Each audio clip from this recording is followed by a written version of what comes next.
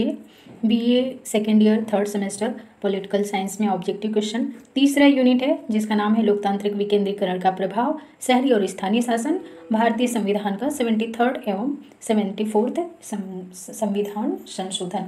ये दीनदयाल उपाध्याय गोरखपुर विश्वविद्यालय तथा सिद्धार्थ विश्वविद्यालय एवं संबंधित कॉलेजों के लिए समान रूप से उपयोगी है। साथ ही टीजीटी पीजीटी पॉलिटिकल साइंस की जो तैयारी करते हैं उनके लिए भी समान रूप से उपयोगी है। तो शुरू करते हैं। अराउंड 100 क्वेश्चन हम देखेंगे यहाँ पे, और जो इंपॉर्टेंट क्वेश्चन है उस पर पहले ही ट्रिक लगा दिया गया है मेरे द्वारा, तो उसका विशेष ध्यान रखेंगे। तो एक्सप्लेनेशन ज़्यादा नहीं करेंगे, थोड़ा फास्ट चलेंगे, आप रिवीजन करें और इम्पॉर्टेंट क्वेश्चन को याद कर लें। पहला क्वेश्चन है, निम्नलिखित में से किस समिति की सिफारिशों के आधार पर भारत में पंचायती राज का उदय हुआ? तो सही आंसर हो जाएगा बलवंत राय मेहता समिति 1957 में जो है उन्होंने अपनी रिकमेंडेशन दी थी। दूसरा क्वेश्चन है कि भारत में कितने स्तरीय पंचायती राज की स्थापना की बात कही गई है? तो त्रिस्तरीय पंचायती राज की स्थापना की बात कही गई है। सही आंसर हो जाएगा बी। तीसरा क्वेश्चन है, निम्नलिखित में से किस पद्धति की स्थापना प्रत्यक्ष चुनाव के आधार पर की जाती है? तो ग्राम पंचायत की जो स्थापना है वो प्रत्यक्ष चुनाव के आधार पर की जाती है। चौथा क्वेश्चन है, ग्राम पंचायत का निर्वाचन करना निर्भर करता है, किस पर निर्भर करता है? तो राज्य सरकार पर निर्भर करता है। ठीक है, राज्य सरकार पे राज्य चुनाव आयोग होता है, वही जो है ग्राम पंचायत के चुनाव को करवाता है। चूंकि यहाँ चुनाव आयोग है इसलिए ये सही नहीं होगा, क्योंकि चुनाव आयोग का प्रयोग सामान्यतः भारतीय चुनाव आयोग के लिए होता है, न कि राज्य चुनाव आयोग के लिए। पांचवा क्वेश्चन कह रहा है कि खंड स्तर पर पंचायत समिति क्या है? तो एक प्रशासनिक प्राधिकरण है। छठा क्वेश्चन है, सामान्यतः पंचायत समिति में कितने प्रकार के सदस्य होते हैं? तो पदेन सदस्य, सहयोगी और सहयोजित सभी प्रकार के सदस्य होते हैं। सही आंसर हो जाएगा डी। पंचायती राज विषय है किसका? तो पंचायती राज जो है वो राज्य सूची का विषय है। सही आंसर हो जाएगा सी। आठवां क्वेश्चन है, पंचायतों के द्वारा कौन सा कर वसूला जाता है? तो पंचायतों के द्वारा स्थानीय मेलों का कर वसूला जाता है। सही आंसर हो जाएगा ए। नौवां क्वेश्चन कह रहा है, पंचायत स्तर पर राज्य सरकार का प्रतिनिधित्व कौन करता है? तो पंचायत सेवक करते हैं। सही आंसर ए। 10वां क्वेश्चन कह रहा है कि निम्नलिखित में से किस अनुच्छेद का संबंध पंचायती राज से है? तो अनुच्छेद 243 का जो संबंध है वो पंचायती राज से है। 11वां क्वेश्चन है, 73वें संविधान संशोधन ने कौन सी अनुसूची को संविधान में जोड़ा गया था? यानी 73rd अमेंडमेंट के द्वारा कौन सी अनुसूची जोड़ी गई? तो 11वीं अनुसूची जोड़ी गई, और 74th द्वारा 12वीं अनुसूची जोड़ी गई। 11वीं में ग्राम पंचायत है और 12वीं में नगर पंचायत है, ध्यान रखेंगे। 12वां क्वेश्चन है, पंचायतों में सभी स्तर पर महिलाओं के लिए कितने पद आरक्षित होते हैं? तो 1/3 पद आरक्षित होते हैं। वेरी वेरी इंपॉर्टेंट है, जो इंपॉर्टेंट है वहाँ पे मैंने लिख दिया है, ध्यान रखेंगे। 13 नंबर क्वेश्चन है, 73वें संविधान संशोधन का संबंध किससे है? तो पंचायती राज अधिनियम से है या ग्राम पंचायत से है। 14वां क्वेश्चन है, भारत में निम्नलिखित में से किसके अंतर्गत पंचायती राज प्रणाली की व्यवस्था की गई है? तो नीति निर्देशक सिद्धांत जो भाग 4 में है उसके अनुच्छेद 40 में नीति निर्देशक पंचायती राज की बात कही गई है।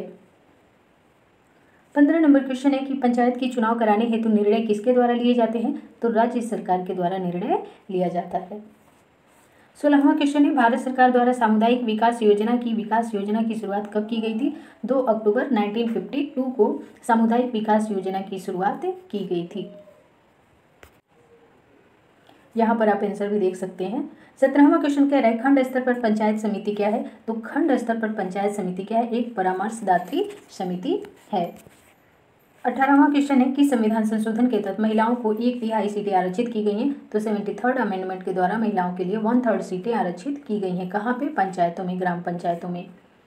19वां क्वेश्चन है, पंचायती राज संस्थाएं अपनी निधि हेतु किस पर निर्भर होती हैं? तो ये अपनी निधि हेतु सरकारी अनुदानों पर निर्भर होती हैं। 20वां क्वेश्चन कह रहा है, ग्राम पंचायत की आय का स्रोत क्या है? तो चूंकि यहाँ पे सरकारी अनुदान नहीं है तो इसलिए सही आंसर हो जाएगा मेला एवं बाजार कर। और आपने देखा कि पंचायतों को मेला एवं बाजार पे क्या होता है? कर लगाने का अधिकार होता है। 21वां क्वेश्चन है, पंचायती राज प्रणाली कहाँ पे नहीं है? तो आंध्र प्रदेश में पंचायती राज प्रणाली नहीं है। 22वां क्वेश्चन है, नगर निगम का अध्यक्ष कौन होता है? मेयर होता है। इंपॉर्टेंट है ये क्वेश्चन भी। 23वां क्वेश्चन कह रहा है कि किसी समिति ने भारत में लोकतांत्रिक विकेंद्रीकरण योजना की स्थापना की सिफारिश की थी, यानी किस समिति ने लोकतांत्रिक विकेंद्रीकरण की स्थापना की सिफारिश की थी? तो देखिए ये जो समितियां हैं, हालांकि अशोक मेहता, GV राव, ये सबने जो है पंचायती राज से संबंधित अपने अपने सुझाव दिए, लेकिन बलवंत राय मेहता समिति की सिफारिशों को लागू किया गया। सही आंसर हो जाएगा बी। 24वां क्वेश्चन है, बलवंत राय मेहता समिति ने लोकतांत्रिक विकेंद्रीकरण की सिफारिश कब की थी? तो 1957 में की थी। वेरी इंपॉर्टेंट है, याद रखेंगे। अशोक मेहता समिति का गठन कब किया गया था? 1977 में। 1977 में इन्होंने द्विस्तरीय पंचायती राज का सिफारिश किया, जिसको कि लागू नहीं किया गया। बलवंत राय मेहता समिति की सिफारिशों को ही आगे चल करके लागू किया गया था 1993 में। 26वां क्वेश्चन है, शहरी स्थानीय स्वशासन की सूची का विषय है? तो राज्य सूची का। चाहे वो ग्रामीण स्थानीय स्वशासन हो, चाहे वो शहरी स्थानीय स्वशासन हो, जो स्थानीय स्वशासन है वो राज्य सूची का विषय है। सही आंसर हो जाएगा ए। 27वां क्वेश्चन कह रहा है, पंचायती राज संस्था के चुनाव लड़ने हेतु प्रत्याशी की निर्धारित न्यूनतम आयु कितनी है? तो पंचायती राज का चुनाव लड़ने के लिए 21 वर्ष की उम्र होना चाहिए, जबकि मतदाता बनने के लिए आपकी उम्र 18 वर्ष होनी चाहिए। 28वां क्वेश्चन है, पंचायती राज अधिनियम के अनुसार पंच और उप सरपंच व सरपंच अपना त्यागपत्र किसको सौंपते हैं? तो ये जो है विकास अधिकारी को सौंपते हैं। जिला परिषद का अध्यक्ष कौन होता है? तो जिला प्रमुख होता है। सही आंसर ए। 30वां क्वेश्चन है, पंचायती राज संस्थाओं के चुनाव करवाने का दायित्व किस पर होता है? तो राज्य निर्वाचन आयोग पे होता है, या कह सकते हैं राज्य सरकार पर होता है। वेरी इंपॉर्टेंट है ये भी। ग्राम सभा के सदस्य होते हैं कौन से? तो ग्राम सभा के सदस्य मतदाता सूची में दर्ज ग्राम के सभी निवासी क्या होते हैं? ग्राम सभा के सदस्य होते हैं। इंपॉर्टेंट क्वेश्चन है। 32 नंबर क्वेश्चन कह रहा है, निम्नलिखित में से किस पदाधिकारी या पदाधिकारियों के खिलाफ शिकायत प्राप्त होने पर लोकायुक्त राजस्थान यानी राजस्थान के लोकायुक्त द्वारा जांच नहीं किया जा सकता? तो देखिए, ये पर्टिकुलर राजस्थान के बारे में है, अन्य राज्यों के बारे में नहीं है। तो वहाँ पे जो है सरपंच एवं पंच के मामले को क्या किया गया है? लोकायुक्त के उससे मुक्त रखा गया है। सही आंसर हो जाएगा सी। 33 नंबर क्वेश्चन कह रहा है, पंचायतों से संबंधित संविधान की 11वीं अनुसूची में सम्मिलित है कितने विषय हैं? तो देखिए, जो 11वीं अनुसूची है जिसमें कि ग्राम पंचायत है उसमें 29 विषय हैं, और जो 12वीं अनुसूची है जो कि आपका नगर पालिका है या नगर पंचायत है उसमें 18 विषय हैं। ध्यान रखेंगे, ग्राम पंचायत में ज़्यादा विषय हैं, 29 विषय हैं, नगर पंचायत में कम है, 18 विषय हैं। इंपॉर्टेंट है दोनों ही फैक्ट। 34 नंबर क्वेश्चन है, सत्ता विकेंद्रीकरण का क्या अर्थ है? तो सत्ता विकेंद्रीकरण का अर्थ जो है वो है शक्तियों का विभाजन। सही आंसर हो जाएगा डी। 35वां क्वेश्चन है, जिला परिषद का प्रशासनिक अधिकारी कौन होता है? तो जिला परिषद का प्रशासनिक अधिकारी मुख्य कार्यकारी अधिकारी होता है। 36 नंबर क्वेश्चन है, भारतीय संविधान के किस अनुच्छेद में लोक कल्याणकारी राज्य की अवधारणा प्रस्तुत की गई है? तो अनुच्छेद 38 में जो है नीति निर्देशक तत्व है, इसी में जो है लोक कल्याणकारी राज्य की बात कही गई है। 37 नंबर क्वेश्चन है, नगर निगम आयुक्त की नियुक्ति किसके द्वारा की जाती है? तो राज्य सरकार के द्वारा की जाती है। 38 नंबर क्वेश्चन कह रहा है कि 74वें संविधान संशोधन के अनुसार संविधान में स्थानीय शहरी निकाय की प्रशासन के लिए कौन सी अनुसूची जोड़ी गई है? तो इसमें जो है 9वीं अनुसूची को, एक मिनट, यहाँ पे संविधान का भाग नहीं पूछ रहा है, अनुसूची पूछ रहा है, सॉरी। तो अनुसूची जो है 12वीं, 11वीं अनुसूची में क्या है? ग्राम पंचायत है, और 12वीं अनुसूची में क्या है? नगर पंचायत है। और भाग की बात करें तो भाग 9 में क्या है? ग्राम पंचायत है, और भाग 9 क में क्या है? नगर पंचायत है। तो ये फैक्ट इंपॉर्टेंट है, ध्यान रखेंगे। 39 नंबर क्वेश्चन है, किसने यह विचार प्रतिपादित किया कि प्रत्येक गाँव पंचायत का गणराज्य होगा? तो महात्मा गांधी। महात्मा गांधी जो है पंचायती राज के सबसे बड़े समर्थक थे। 40 नंबर क्वेश्चन है, निम्नलिखित कार्यों में से कौन सा स्थानीय शासन से संबंधित नहीं है? तो लॉ एंड ऑर्डर जो है ये स्थानीय स्वशासन का काम नहीं है, ये राज्य सरकार जो है ये काम करती है। 41 नंबर क्वेश्चन है, भारत में पंचायती राज संस्थाओं में निर्वाचन व प्रबंधकर्ता कौन है? तो राज्य का चुनाव आयोग है। वेरी इंपॉर्टेंट है, 4-5 बार ये क्वेश्चन आ चुका। देखिए, जो भी स्थानीय स्वशासन में है, चाहे वो नगर पंचायत हो चाहे ग्राम पंचायत हो, उनका चुनाव कौन कराएगा? राज्य चुनाव आयोग कराएगा, राज्य का निर्वाचन आयोग कराएगा, या राज्य सरकार। अगर विकल्प में राज्य का चुनाव आयोग नहीं है तब आंसर होगा राज्य सरकार, लेकिन यदि राज्य का चुनाव आयोग विकल्प में है तो यही सही होगा। देखिए, यहाँ विकल्प दोनों ही दिया हुआ है। 42 नंबर क्वेश्चन है, ग्रामीण क्षेत्रों में स्थानीय स्वशासन के लिए की गई त्रिस्तरीय पंचायती राज व्यवस्था में कौन सा स्तर शामिल नहीं है? तो देखिए, ग्रामीण जो होता है ग्राम पंचायत, उसमें 3 स्तर होते हैं, ग्राम स्तर और एक मध्यवर्ती स्तर जिसको कि खंड स्तर भी कहते हैं या पंचायत समिति भी कहते हैं, और तीसरा होता है जिला स्तर। इसमें बस्ती स्तर नहीं होता है, तो पूछ रहा है कौन सा नहीं है? तो सही आंसर हो जाएगा ए। और 43 नंबर क्वेश्चन है कि किस वर्ष भारत में मद्रास कॉर्पोरेशन की स्थापना से स्थानीय स्वशासन का प्रादुर्भाव हुआ? तो ये 1687 में हुआ। 44 नंबर क्वेश्चन है, नगर पालिका मंडल के सदस्यों को क्या कहा जाता है? तो पार्षद कहा जाता है। 45 नंबर क्वेश्चन है, भारतीय संविधान के किस भाग के अनुसार पंचायती राज का प्रारंभ किया गया? तो भाग 4 के अनुसार पंचायती राज का प्रारंभ किया गया। देखिए भाग 4 और भाग 9 में कंफ्यूज नहीं होना है। भाग 4 में जो नीति निदेशक तत्व हैं 36 से लेकर 51 तक, उसमें अनुच्छेद 40 में जो है पंचायती राज की बात की गई है। लेकिन जब पंचायती राज को 1993 में संवैधानिक दर्जा दिया गया तो संविधान संशोधन करके संविधान में भाग 9 में पंचायती राज को जोड़ा गया और भाग 9 क में नगर पंचायत को जोड़ा गया। तो इसका विशेष ध्यान रखेंगे। क्योंकि यहाँ विकल्प में भाग 9 कहीं नहीं दिया है, तो भाग 4 जो नीति निदेशक तत्व है, जिसको directive principle of state policy बोलते हैं, राज्य के नीति निदेशक जो है तत्व या सिद्धांत, तो इसमें जो है अनुच्छेद 40 में पंचायती राज की बात कही गई है, ध्यान रखेंगे। 46 नंबर क्वेश्चन है कि राजस्थान में 1 लाख से कम जनसंख्या वाले छोटे संक्रमणकालीन नगरीय क्षेत्रों में स्थापना किसकी की गई है? नगर पालिका की गई है। 47 नंबर क्वेश्चन है किसको भारत का उद्धारक व स्थानीय स्वशासन का जनक कहा जाता है? तो लॉर्ड रिपन को जो है स्थानीय स्वशासन का जनक कहा जाता है। 48 नंबर क्वेश्चन है आधुनिक पंचायती राज व्यवस्था का जनक किसे कहा जाता है? तो राजीव गांधी को इसलिए कहा जाता है आधुनिक पंचायती राज व्यवस्था का जनक, क्योंकि सर्वप्रथम इनके काल में इसको जो है संवैधानिक दर्जा देने के लिए कानून लाने का प्रयास किया गया, लेकिन वो प्रस्ताव पारित नहीं हो सका। 49 नंबर क्वेश्चन है my picture of free India किसकी पुस्तक है? तो ये गांधी जी की पुस्तक है, my picture of free India. Question number 50 है कि कह रहा है किसने पंचायती राज को आधुनिक लोकतंत्र की पाठशाला कहा? तो जवाहरलाल नेहरू ने कहा, इंपॉर्टेंट है ये भी। ग्राम राज्य के पचलर कौन थे? तो महात्मा गांधी थे। 52 नंबर क्वेश्चन है किस अनुच्छेद में पंचायतों का उल्लेख किया गया है? तो अभी हमने चर्चा की कि नीति निदेशक तत्व में अनुच्छेद 40 में जो है पंचायती राज की बात कही गई है और ये क्वेश्चन वेरी वेरी इंपॉर्टेंट है। फिर 53 नंबर क्वेश्चन है सामुदायिक विकास कार्यक्रम कब प्रारंभ किया गया? तो 1952 में। इंपॉर्टेंट है, 2 बार आप इसको देख चुके हैं। पंचायती राज व्यवस्था लागू करने वाला प्रथम राज्य कौन था? राजस्थान था और दूसरा था आंध्र प्रदेश। राजस्थान के नागौर जिले में सर्वप्रथम जो है 1959 में जो है पंचायती राज व्यवस्था को लाया गया था। आगे देखते हैं राजस्थान विधानसभा ने पंचायती राज अधिनियम कब जो है पारित किया? देखिए ईयर यहाँ फिर आ गया 1959 में। दूसरा भी पूछ सकता है, पहला राज्य तो है राजस्थान, दूसरा आंध्र प्रदेश है जहाँ पंचायती राज व्यवस्था को लाया गया। अशोक मेहता समिति जो है कब गठित की गई थी? 2 बार ये भी क्वेश्चन आ चुका है, इंपॉर्टेंट है, 1977 में, और इसने द्विस्तरीय पंचायती राज की सिफारिश की थी, ये भी याद रखेंगे। 57 नंबर क्वेश्चन है ग्रामीण विकास और गरीबी उन्मूलन के लिए डॉक्टर GV.K. राव समिति कब गठित की गई? तो GV.K. राव समिति जो है 1985 में गठित की गई। और पंचायती राज से संबंधित एक वीडियो जो है वो चूँकि डिस्क्रिप्टिव है, विस्तार से बनाया गया है, उसका लिंक जो है डिस्क्रिप्शन में डाल दूंगी, वहाँ पे सभी समितियाँ हैं पंचायती राज से संबंधित, आप उसको देख लीजिएगा। और 58 नंबर क्वेश्चन है 73वां संविधान संशोधन अधिनियम कब लागू किया गया? तो 73वां संविधान संशोधन अधिनियम जो है 24 अप्रैल 1993 को लागू किया गया। और यही कारण, वेरी इंपॉर्टेंट है, यही कारण है कि 24 अप्रैल को पंचायती राज दिवस भी मनाया जाता है, ये भी याद रखिएगा।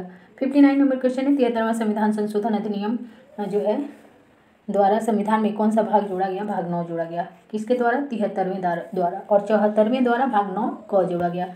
इसमें क्या है? ग्राम पंचायत। 9 क में क्या है? नगर पंचायत, ध्यान रखेंगे। 60वां क्वेश्चन है, और चैनल को सब्सक्राइब कर लेंगे और अधिक से अधिक जो है लोगों को शेयर भी करें, जिससे और भी अच्छे डिस्क्रिप्टिव और इम्पोर्टेंट वीडियो लाने के लिए हमें क्या हो, एक उत्साह मिलता है, प्रेरणा मिलती है। और जो है वीडियो को लाइक करें, कमेंट सेक्शन में कुछ कहना चाहते हो तो अपनी बात जरूर लिखें। 60वां क्वेश्चन है कि 73वें संशोधन अधिनियम द्वारा पंचायतों का कार्यकाल कितने वर्ष निश्चित किया गया है? 5 वर्ष, आसान है। 61 नंबर क्वेश्चन है कितने वर्ष की आयु का गांव का प्रत्येक नागरिक ग्राम सभा का सदस्य माना जाता है? 18 वर्ष, ठीक है। अगर लेकिन उसे यदि पंचायत का चुनाव लड़ना है तो उसकी एज कितनी होनी चाहिए? 21 वर्ष। 62 नंबर क्वेश्चन है ग्राम प्रधान का चुनाव किसके द्वारा होता है? तो ग्राम सभा द्वारा। ग्राम सभा द्वारा मतलब गांव के जितने भी पंजीकृत क्या है, नागरिक हैं। 63 नंबर क्वेश्चन है ग्राम प्रधान का कार्यकाल कितना होता है? 5 वर्ष। 64 नंबर क्वेश्चन है भारत में पंचायती राज अधिनियम कब लागू हुआ? तो 1993 में, ठीक है, 24 अप्रैल 1993 में लागू किया गया। इंपॉर्टेंट है, इंपॉर्टेंट क्या, वेरी इंपॉर्टेंट है, ध्यान रखेंगे। 65 नंबर क्वेश्चन है भारत में प्रत्यक्ष लोकतंत्र का उदाहरण क्या है? तो प्रत्यक्ष लोकतंत्र का उदाहरण है आपका ग्राम सभा। 66 नंबर क्वेश्चन है, पंचायती राज की संरचना क्या होती है। तो जब पंचायती राज की बात करें तो आप समझिए कि वहाँ पे ग्राम पंचायत की बात हो रही है। तो इसमें आपका होता है जिला पंचायत होता है, और एक होता है ब्लॉक पंचायत, और ग्राम पंचायत और ग्राम सभा इसके पार्ट होते हैं। तो सही आंसर हो जाएगा सी।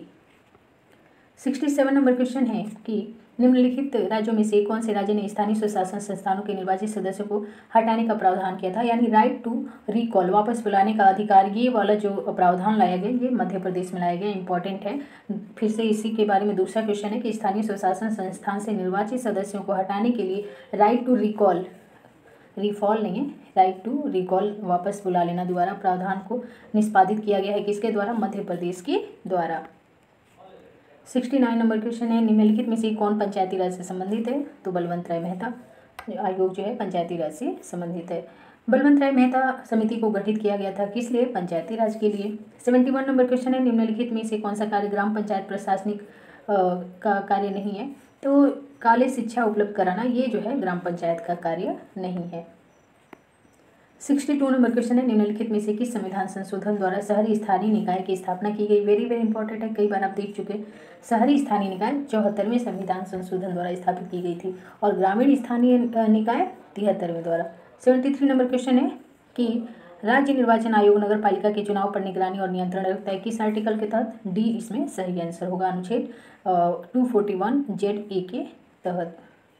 241 इसको चेक करना पड़ेगा, 241 नहीं होगा, इसमें 243 होगा, ठीक है। तो इसमें आंसर यही सही है, ZA ही है, लेकिन 241 ना होकर के 243 है। 74 नंबर क्वेश्चन है, नगर निगम का मुख्य कौन होता है। तो महापौर होता है, जिसको आप मेयर भी कहते हैं। 75 नंबर क्वेश्चन है, पंचायतों में निर्वाचित महिला प्रतिनिधियों की कार्यक्षमता निर्माण के लिए कार्यक्रम शुरू किया गया था।